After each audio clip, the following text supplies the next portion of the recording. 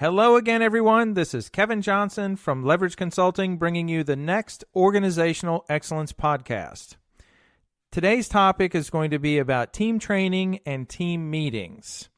And really, a lot of this podcast was sparked by an article that I've been writing for a national publication.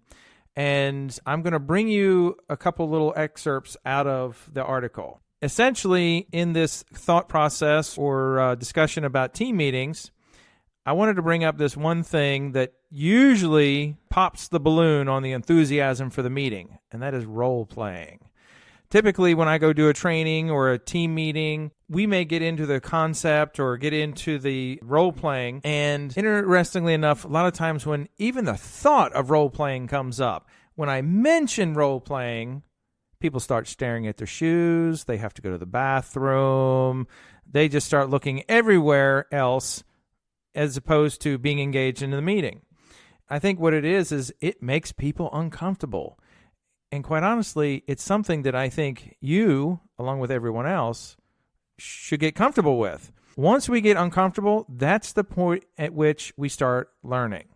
So this was part of the excerpt for the article, and it is role-playing is where action talks and complacent head nods walk.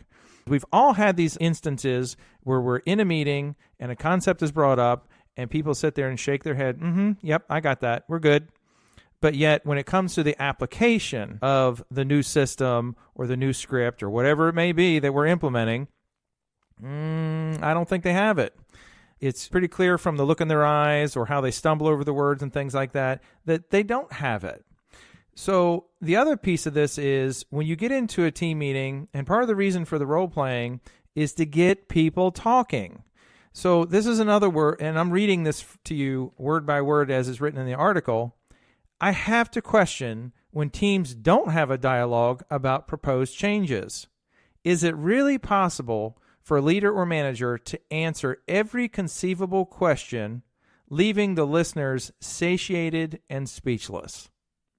So think about yourself. Could you imagine going in and saying to your team, we're completely changing the entire schedule, and this is a picture of it. We're implementing it on Monday. Do you have any questions? And they say nothing.